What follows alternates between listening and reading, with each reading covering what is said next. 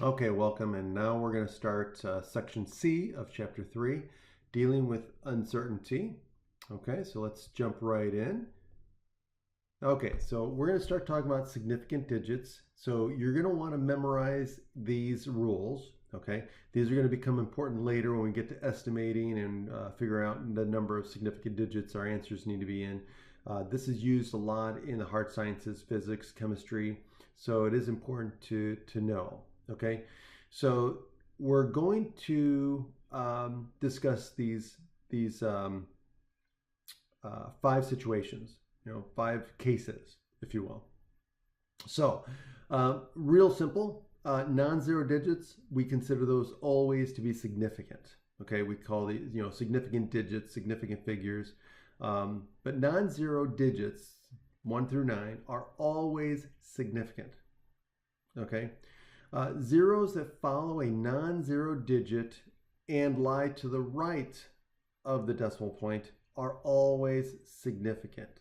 Okay, so for example, we have this 0 here.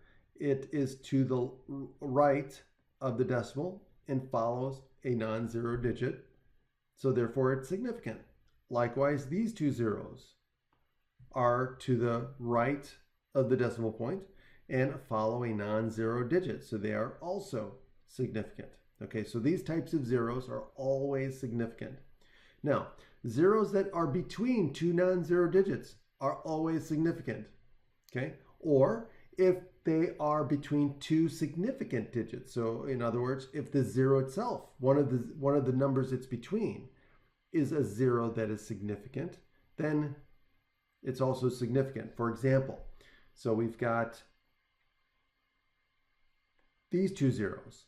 These 2 zeros are significant because they are between 2 non-zero digits. Likewise, this 0 is significant because it's between 2 non-zero digits. Okay, but it's also significant if you notice, it's also to the left, or excuse me, to the right of a decimal point and follows a non-zero digit. Okay, but again, so it could satisfy more than one case. Okay, but look at this one here. So notice that this is a non-zero digit and this 0 is significant. Why is it significant? Because it follows the non-zero digit and is to the right of the decimal point. So this is also a significant digit. And then this 0 is also significant because it's between 2 significant digits. Okay, so just for examples. Now, zeros that are to the left of the first non-zero digit are never significant.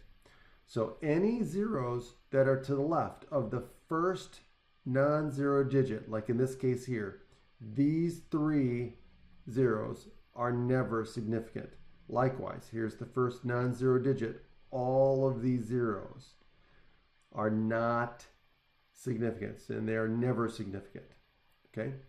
Now, what about zeros that are to the right, or excuse me, to the left of the decimal point and are after the last non-zero digit? Okay? These are not significant unless otherwise stated. All right, so let's jump into an example here. Okay, so let's say how many significant digits there are. So let's go through these. So A has a time of 11.90 seconds. So this is going to have, well, right away we know that it has 3 significant digits because of the 3 non-zero digits. So we know it has at least 3. So the only issue is what to do with the zeros, right? That's what it's always going to come down to.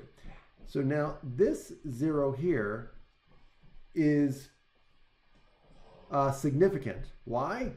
Because it follows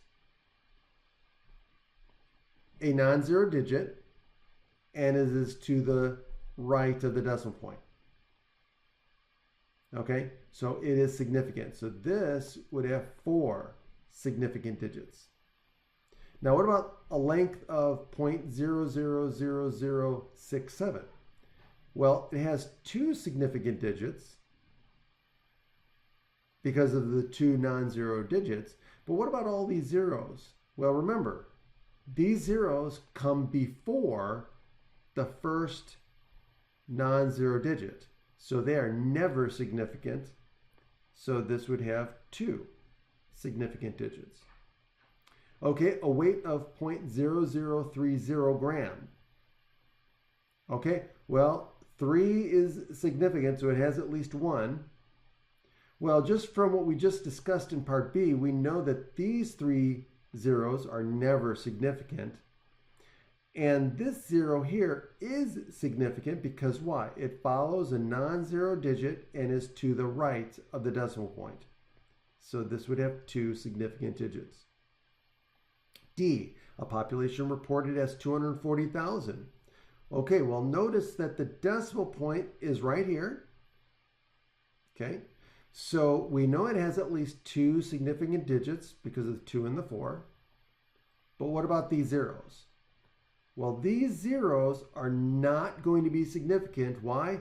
Because they are before the decimal point. They're to the left of the decimal point, and they follow the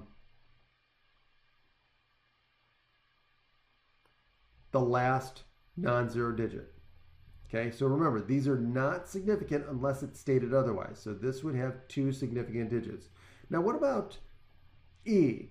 Let's look at E. Now, E is in scientific notation. So in this case here, this we would ignore when it comes to significant digits. Now, so we're going to look at this number here. So we know it's going to have two significant digits because of the 2 and the 4. And the 0 is also significant because why? It follows a non-zero digit and is to the right of the decimal point. So this would have 3 significant digits. Now notice something about D and E. D and E are the same number. So 240,000 is equal to 2.40 times 10 to the 5th. But this has two significant digits where this has 3 significant digits, and it's based on the way it's written. Okay? Now this is also equal to 2.4. I could have wrote it as 2.4 times 10 to the 5th power. But now this would have 2 significant digits because I dropped the 0. So it's all in the way you write the number. Okay, so just be aware of that. All right. So now,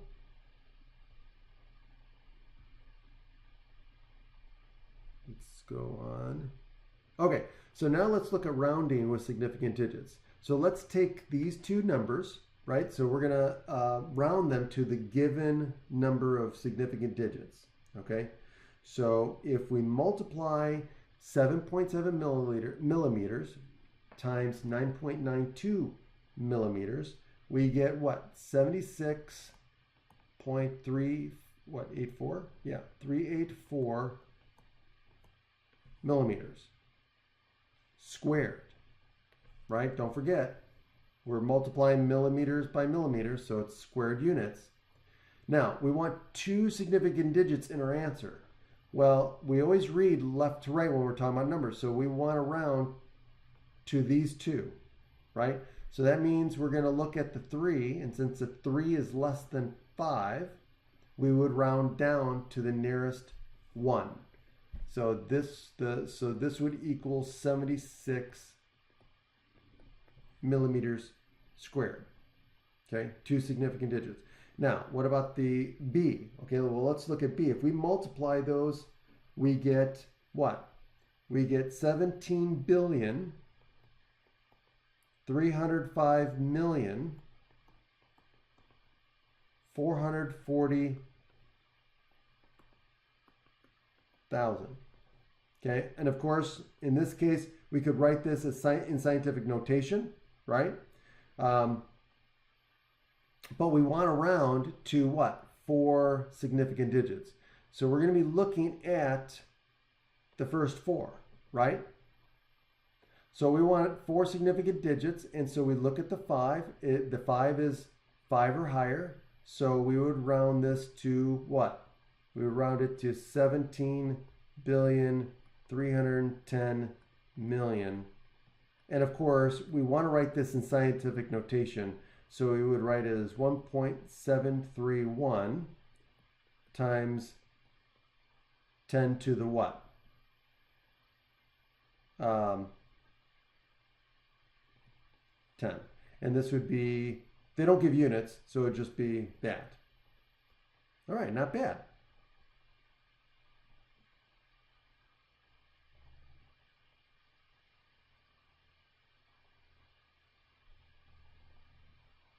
All right, so now let's talk about types of measurement errors. There are two types of measurement errors. There's random error. Okay, this occurs because of random, inherent, unpredictable events, things that are outside our control, has nothing to do with the measurement process itself, the measurement system or the equipment, right? So it's something we have no control over. The other one we do have control over. It's called systematic error. This is where we do have a problem with the measurement system itself. The measurement equipment might be off, and what happens is it affects all of the measurements in the same way. Okay, so this could be a calibration error, this could be human error. So something to do with the equipment, right? Or the measuring system itself. Okay, so those are the two types of error. One we control, one we can't. Okay, one is random, one is systematic. Now, what about size of the error? Well, the first one is called absolute error. So when we talk about size of the error, we could talk about the absolute error, the absolute difference between how far a measured or claimed value lies from the true value. And the way we measure that is absolute error is equal to the measured value minus the true value. Okay, measured or claimed value minus the true value. The relative error compares the size of the error to the true value. So it's a ratio. So we take the size of the error, the absolute error, and we divide by the true value. Okay, so our formula becomes this. And we multiply by 100% because it's always easier to deal with percentages when it comes to understanding ratios. Okay, so that's the difference between absolute error and relative error. So make sure you know the difference in how to calculate either one. The key here is going to be understanding which is the measured value and which is, or claimed, which is the measured value or claimed value and which is the true value. Okay, so let's look at this one here. This is an example. And it says, okay, so we want to find the absolute and relative error for this situation. A projected budget surplus of $17 billion turns out to be $25 billion. Okay, so which is the measured or claimed value and which is the true value? Okay. Well, let's take a look. Let's say absolute value is the measured value minus the true value. Okay, now 25 billion is the measured value. Okay, that's what we actually ended up with. That was what was at the end of the fiscal year. That's what we measured, our surplus, 25 billion. Now, the true value was 17 billion. That's what we budgeted. Okay, so in this case, the true value is the 17 billion. The measured value, what we actually came up with at the end of the year, was 25 billion. So we end up with a surplus, right? Difference of 8 billion. Okay, now this should make sense in the fact that this is a positive number. Right? So you were projecting 17 billion, but you actually came up with 25 billion. So you would actually, again, going back to problem solving, does this make sense, right? So it would make sense that our answer has to be positive because we ended up with more than we thought we were going to end up with, than when we projected that we were going to end up with. Okay, so again, if you flipped them and you got a negative $8 billion, just ask yourself, hey, does that make sense? And in that case, it would not make sense if you got a negative number, right? Because if you ended up with more than what you thought you were going to end up with, then you would expect the number to be positive, not negative. Okay, so again, back to the problem solving. Okay, now the relative error, all we're going to do is take that 8 billion, the absolute value, the absolute error, and we're going to divide by the true value, right, which is 17 billion. And so we get a 47.1% error. And again, it makes sense that it's positive because we ended up with higher, right? So we ended up with 47.1% more than what we thought we were going to end up with. So that's a percent increase. Okay? All right, now let's describe results. Okay, the first thing we're going to do is talk about accuracy. Accuracy describes how closely a measurement approximates the true value. How close were you actually to the real value? Okay, that's accuracy. Okay, an accurate measurement has a small relative error. Okay, so the smaller the relative error, the more accurate your measurement.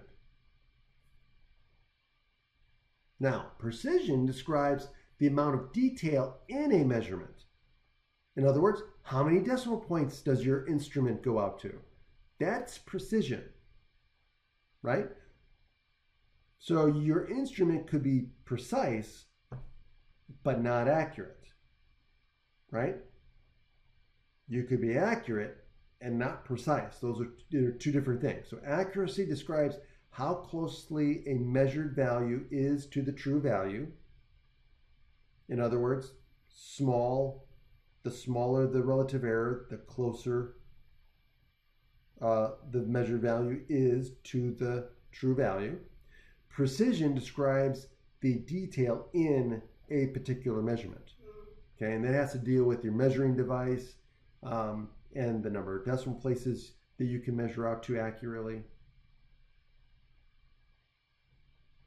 All right, now combining measured numbers. Okay, so the rounding rule for addition and subtraction. So now we did this before, but now here are the rules for rounding when you're dealing with adding or subtracting answers.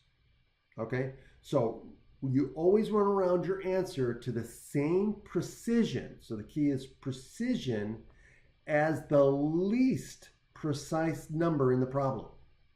So you're always going to be hamstrung by the least precise number when adding or subtracting numbers, right? So the weakest link, right? So you're always going to be limited by the weakest link. So the weakest link in this case is the least precise number. So if you have a bunch of numbers you're adding or subtracting, you're going to find the least precise numbers or number in the group, and that's going to, your answer, whatever it turns out to be, is going to have the same number of precise, the same precision. Okay. For multiplication, it's a little bit different. It's with significant digits. Rounding rule for multiplication and division, you always want to round your answer to the same number of significant digits as the measurement with the fewest significant digits. Okay, so again, think about the weakest link. The number with the least significant digits is the one that's going to be limiting your answer. Okay, so those are the two rules. Make sure you know them and make sure you understand when to use which one. So when it comes to adding and subtracting, you use precision, and you're going to round to the least precise number in your problem. When it comes to multiplication division, you're going to be looking at significant digits, and you want to round your answer to the number that has the least or the fewest significant digits. Okay, now to avoid errors, guess what? Only round your answer at the very end. Do not round as you go through the steps of solving the problem, because then that's going to cause what we call round off error. So you do all of your steps, all of your calculations first, and then at the end, when you get your final answer, that's when you're going to round. Okay, now let's look at the A. So here's an example. It says a book written in 1985 states that the oldest Mayan ruins are 2,000 years old. How are they now? How old are they now? Now, here's the thing. Let's look at what we're doing. So 85, and let's say right now it's, let's say 2019. Let's say for, I think when this book came out. And so now what we're going to do is how many more years have been added since the publication of the book, right? So let's say roughly 30 years. Okay. Now here's the thing. A book written in 1985, again, roughly 30 years ago. So we might be tempted to say, well, if the book says 2,000 years for the Mayan ruins, then we would say, okay, well, the Mayan ruins are now 2,030 years old. But remember, okay, we go by the least precise number in the problem, right? So 2,000 is less precise because it's only good to the nearest 1,000, right? It's only precise to the nearest 1,000, while 30 years is precise to the nearest decade. So therefore, when we add them, we're going to round to the least precise number, which is the nearest 1,000. So again, 2030 still rounds to 2,000. So we would still say that the Mayan ruins, based on the book, are still approximately 2,000 years old. Okay? All right, so I hope that makes sense. So again, adding, subtracting, we go by the least precise number in the problem. Okay, now, B says, the government in a town of 82,000 people plans to spend $41.5 million this year. Assuming all this money comes from taxes, what average amount must the city collect from each resident? Okay, so now here's the thing. We're going to come up with an average, right? So we got to divide, right? We got to divide the amount of money that they want to spend divided by the number of people, right? So this is a division problem. So we're going to have to look at the significant digits. So in this case here, remember, this has two significant digits. Why? Because we've got two non-zero numbers, and the 3 zeros are not significant because they are before the decimal point and after the last non-zero digit. Okay, and there's nothing in here that says that they should be significant. So there's two significant digits here. Here, there are three significant digits in the $41.5 million.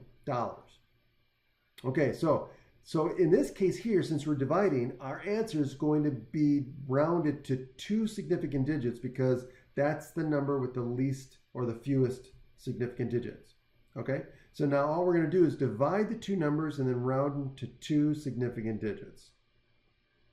Okay, so let's do that. So we get this number when we divide, and now we want to round to the two significant digits. So the 6 is 5 or higher, so that means we're going to round the 0 up 1 to the nearest 10. Okay, so that means the average amount of money per person that will need to be raised by taxes or raised from each person for taxes to cover the spending is approximately $510 per person. All right, that's it. And I hope this all made sense. And again, if you have any questions, reach out to me.